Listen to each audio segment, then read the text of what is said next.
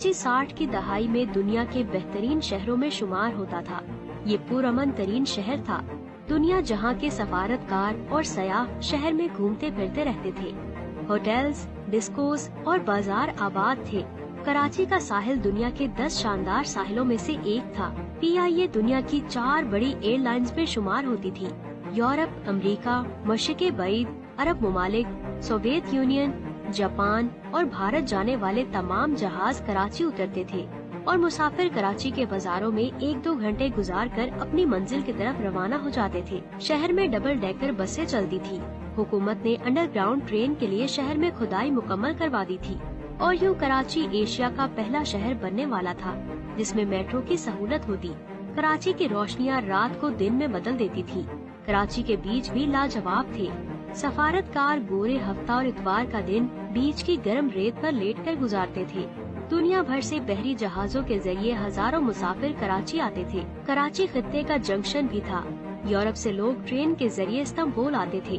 वहाँ से Tehran, Tehran से कोयटा और कोयटा से कराची आते थे। कराची में रुककर ट्रेन के जरिए इंडिया चले जाते थे और वहाँ से श्रीलंका, नेपाल और भूटान तक पहुँच जाते थे।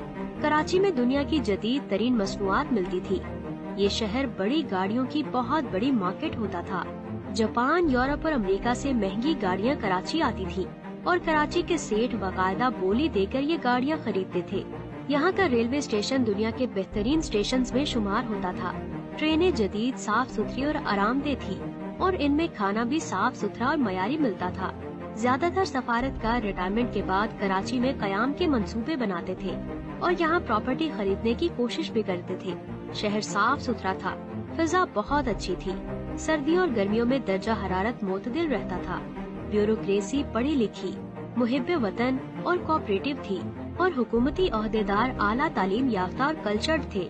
लोग बहुत ज्यादा मेहमान नवाज थे। शहर में किसी किस्म की टेंशन और खौफ नहीं था। कराची के किसी सफारत खाने के सामने सिक्योरिटी गार्ड या पुलिस नहीं होती थी। सफारतकार अपने हाथ से सफारत खाने का गेट खोलते और बंद करते थे। पाकिस्तान के लिए किसी मुल्क के वीजे की जरूरत नहीं होती थी।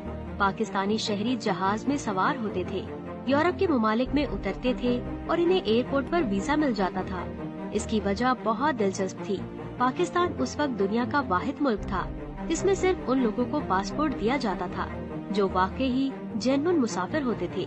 पाकिस्तानी शहरियों को पासपोर्ट के हसूल के लिए अपने खुशहाल होने, साहिबे जायदाद होने और सफर की वजूहात के सबूत देना पड़ते थे। कराची का मयारे तालीम पूरे खित्ते में बुलंद था। तालिब इल्म यूरोप, अरब मुमालिक, अफ्रीका, मशरिक़ बईद, ईरान, अफगानिस्तान और चीन से तालीम हासिल करने के लिए पाकिस्तान में आते थे और कराची और लाहौर के कॉलेजेस और यूनिवर्सिटीज में दाखिल हो जाते थे। अमेरिका और यूरोप के प्रोफेसर्स रोजगार के लिए पाकिस्तान का रुख करते थे। कराची शहर में 1000 के करीब गैर मुल्की डॉक्टर, तबीब और प्रोफेसर्स थे। पाकिस्तान का बैंकिंग सिस्टम जदीद और फॉल प्रूफ था। बिजली, टेलीफोन और गैस का इंतजाम बहुत अच्छा था। सीवरेज सिस्टम शानदार था। कराची में बारिश के आध घंटे बाद सड़कें खुश्क हो जाती थी। रोजगार के मौके आम थे। फैक्ट्रियाँ लग रही थी और माल एक्सपोर्ट हो रहा था। टेलीविजन नया नया आया था। चुनाचे कराची की छतों पर ईंटों की लंबी कतारें दिखाई देती थी।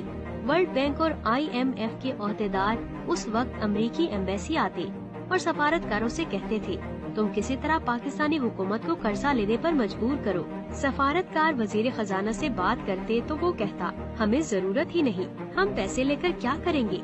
तब सफारतकार एक दूसरे से कहते, क्या 1980 तक कराची दुनिया का सबसे बड़ा और तरक्की याफ्ता शहर होगा। तो दोस्तों, आज के लिए इतना ही। आपका इस वीडियो के बारे में क्या कहना है? अपनी कीमती राय का इजहार हमारे कमेंट बॉक्स में जरूर करें।